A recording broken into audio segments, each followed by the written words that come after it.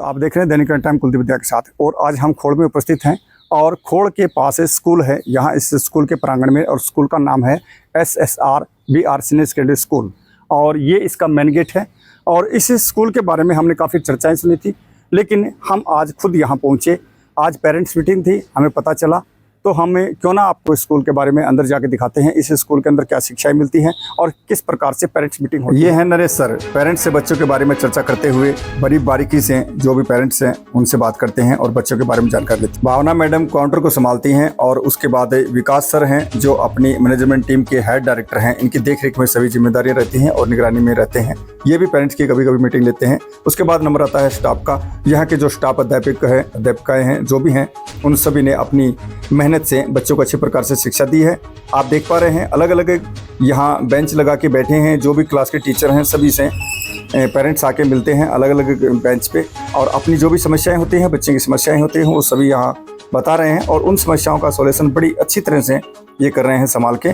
और यहाँ का स्टाफ जो है बड़ा ही सराहनीय स्टाफ है, अपनी मेहनत से इस स्कूल को चार चांद लगा रहा है। खोड़ क्षेत्र का सबसे बेहतरीन स्कूल है। और इसके बाद स्कूल में जैसे एंट्री करते हैं, यहाँ अलग से बैठने के लिए व्यवस्था की गई है। जो भी पेरेंट्स आते हैं आराम से बैठते हैं और अपनी चर्चाएं करते हैं। उसके बाद नंबर वाइज उन्हें अंदर बुलाया जाता है और उनके बच्चों की जो समस्या सुनी जाती है। ये है पूनम मैडम, ये यहाँ पर जितने भी पेरेंट्स आते हैं PTM मीटिंग के अंदर, उन सभी को तिलक करके उनका मान सम्मान करती है। और इसके बाद पूरा स्टाफ और जो पेरेंट्स आते हैं सभी एकत्रित होकर हर नेको बातों पर चर्चा करते हैं। अब आपको मिलाते हैं स्कूल के चेयरमैन मुकेश देवी से, जिन्होंने अपनी मेहनत और लगन से इस स्कूल को खींचा, और उसके साथ साथ पूरे क्षेत्र में स्कूल का नाम आज सुर्खियों में है।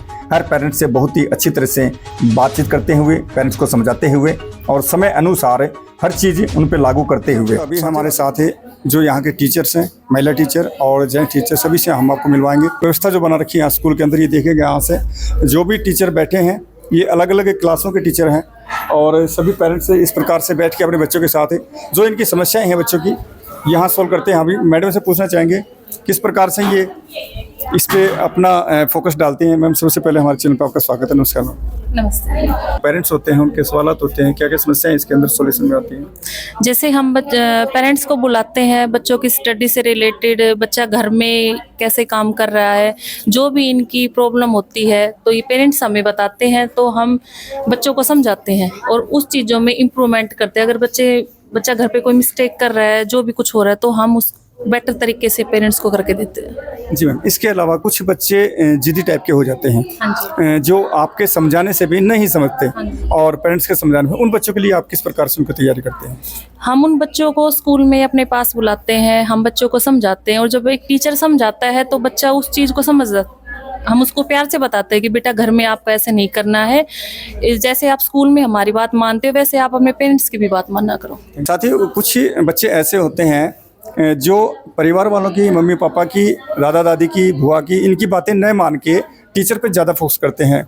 कुछ बच्चे ऐसे होते हैं कि घर वाले ये कहते हैं बेटे ऐसे करो, लेकिन वो बच्चे कहेंगे नहीं मैम ने ऐसे बताया है। ऐसे भी बच्चे हैं जो अपने टीचर को ज़्यादा अहमियत देते हैं, माता पिता के अलावा टीचर को ज़्यादा अहमियत देते हैं। अभी हमारे साथ यहाँ पेरेंट्स हैं, इनसे हम पूछेंगे इनके बच्चे के बारे में। जी, कौन सी क्लास में आपके बच्चे? फर्स्ट में तनुज। दोनों बेटी आपकी? जी, बताइए किस प्रकार की शिक्षा मिलती है स्कूल के अंदर? सबसे इधर के एरिया में जितने भी स्कूल है, मेरे को तो सबसे बेटर लगता है RBR स्कूल। जी, आपको सबसे बेस्ट क्यों लगा? इसके अंदर क्या ऐसी खासियत लगी? क्योंकि काफ़ी स्कूल हैं।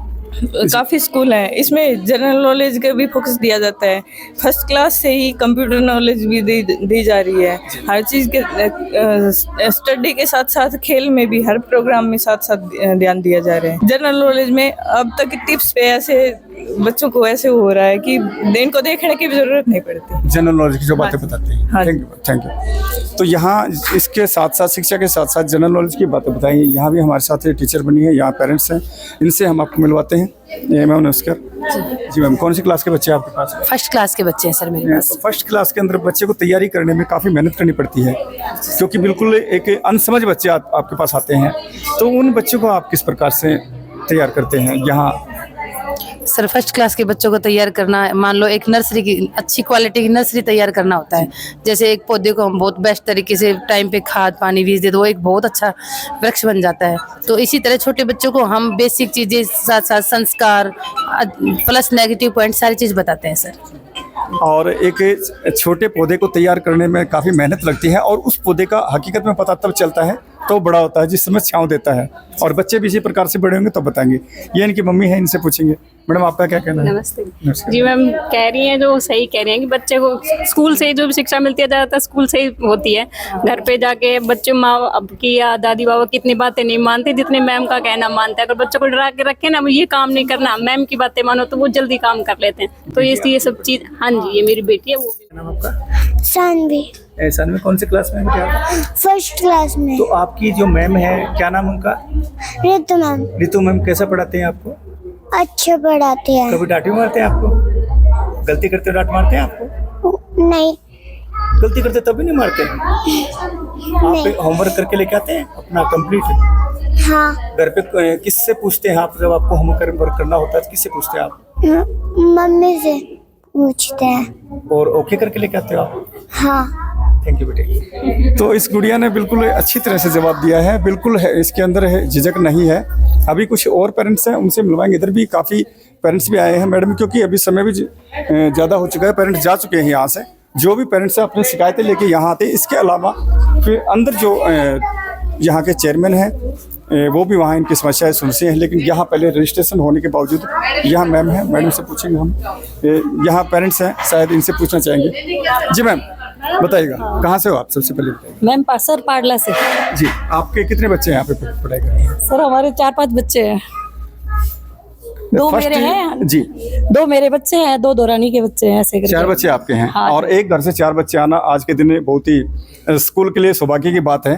तो इन कौन सी क्लास में है बच्चे आप? सर मेरा एक बेटा है जो 5th क्लास में है जी, और मेरी बेटी है वो 4th क्लास में है। यहाँ की शिक्षा के बारे में हम बात करें तो शिक्षा के बारे में बताइएगा, किस प्रकार की शिक्षा देते हैं और बच्चों के अंदर कितना परिवर्तन है जब से आपने बच्चे यहाँ डाले हैं? सर पहले मेरे बच्चे अलवर में पढ़ते थे। जी, मैंने 1 साल से या 2 साल हो गया मेरे को, पिछली साल मैंने मेरे बच्चों को यहाँ एडमिशन कराया। तो मैंने यहाँ पे देखा है कि यहाँ की जो टीचर्स हैं और प्रिंसिपल मैम है, उनको बहुत अच्छा कोऑपरेट करती है, बहुत अच्छा पढ़ाती है। मेरे बच्चों में इतना ज़्यादा इंप्रूवमेंट आया है कि मैं बहुत खुश हूँ। और इस उस चक्कर में इम्प्रूवमेंट से मैं- आप खुश हैं? इस इम्प्रूवमेंट से मैं इतनी खुश हूँ कि मैं कोई भी पेरेंट्स मीटिंग होती है वो मैं छोड़ती नहीं हूँ। और स्टाफ स्कूल इतना बढ़िया है जिसकी प्रशंसा जितनी मैं करूँ उतनी कम है सर। और उसी के लिए आपने बच्चे आपके 4 यहाँ डाले हैं। और ये भी खासियत है, जहाँ स्टाफ अच्छा होगा वहाँ बच्चों को शिक्षा भी अच्छी मिलेगी। और बाकी तो मैडम के चेहरे से आपको नजर आ रहा होगा वो खुशी जो इनके बच्चों को जो शिक्षा मिली। अभी हमारे साथ यहाँ मैम है, ये कौन सी? नमस्कार मैम। सर मैं 3rd क्लास जी मैम। की टीचर हूँ, रेखा शर्मा।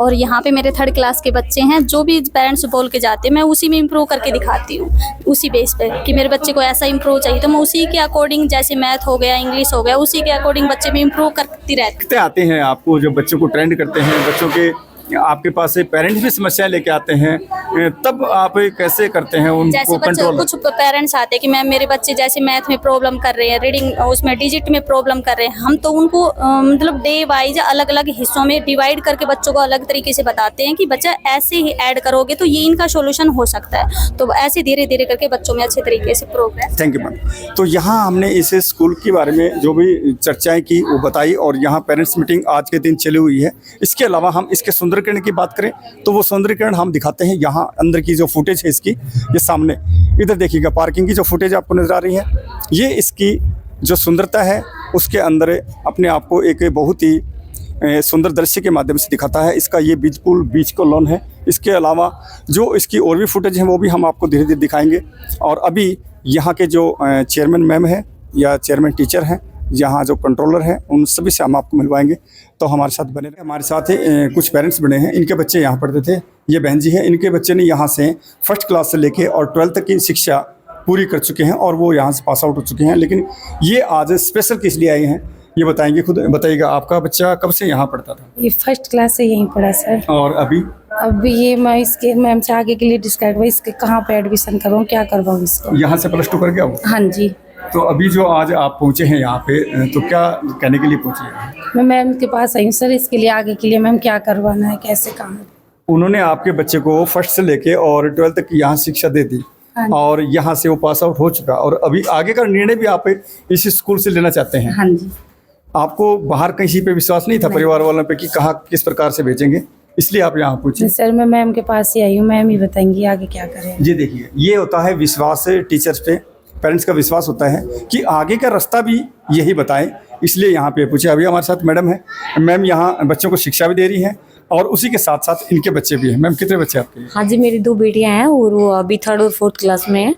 तो मुझे ये स्कूल बेटर लगा, इसलिए मैंने अपने बच्चों को यहाँ आगे कंटिन्यू भी रखूंगी और यहाँ एक बेटर एजुकेशन मिल रहा है मेरे मैम बच्चों एक को। बात है, हम और पूछना चाहेंगे, आप इस स्कूल के अंदर एज ए टीचर भी हैं। हाँ जी। लेकिन वो यहाँ की जॉब देखते हुए तो आप नहीं कह रहे हैं कि मेरे को स्कूल बेटर लगा। इस No बात sir, पे ये नहीं है यहाँ कहीं ना कहीं डाउट बनता है, दर्शक देखेंगे तो डाउट बनता है, लेकिन आप अपनी जो हकीकत है वो बताइएगा जो आप। एक्चुअल में यहाँ बच्चे का बेस क्लियर होता है, इसलिए मैंने बच्चों को यहाँ रख रखा है और आगे कंटिन्यू मैं यही पढ़ाऊंगी अपने बच्चों को। अगर आप यहाँ नहीं भी पढ़ाते हैं तो भी आपके बच्चे यहाँ हाँ जी, आएंगे? तो भी मैं यहीं पर भेजूंगी अपने बच्चों को। Thank you ma'am. अभी हमारे साथ है यहाँ ये बेटा बना है, इन्होंने यहाँ से 1st क्लास से लेके 12th तक की शिक्षा ग्रहण की और आज यहाँ से पास आउट हो चुके हैं। इसके बावजूद ये यहाँ पहुँचे। आप किस लिए पहुँचे यहाँ पे? मैम से आगे की फ्यूचर के लिए कंसल्ट करने के लिए। कि आगे भविष्य में क्या करूँ? Yes sir. इसलिए हाँ। वैसे आपकी क्या सोच है, क्या बनना चाहते हैं आप? +2 के बाद आपने भी कुछ सोचा होगा। +2 के बाद सर गवर्नमेंट जॉब की तैयारी के लिए सोचा है। गवर्नमेंट जॉब की तैयारी के लिए क्या जॉब आपको पसंद है, किस जॉब में जाना चाहते हैं? Agriculture department. एग्रीकल्चर के अंदर। Yes sir. एग्रीकल्चर ही क्यों चुना? खास करके बच्चे बहुत सी चीज़ें चुनते हैं, कोई लेक्चरार के बारे में सुनता है, कोई IAS के बारे में सुनता है, कोई डॉक्टर के बारे में सुनता है। आपको एग्रीकल्चर का इंटरेस्ट है? एग्रीकल्चर इंटरेस्ट है। और बच्चा वही सक्सेस होगा जिस लाइन में जाना है उसको चुनेगा, तो ही बच्चा कामयाब हो सकता है।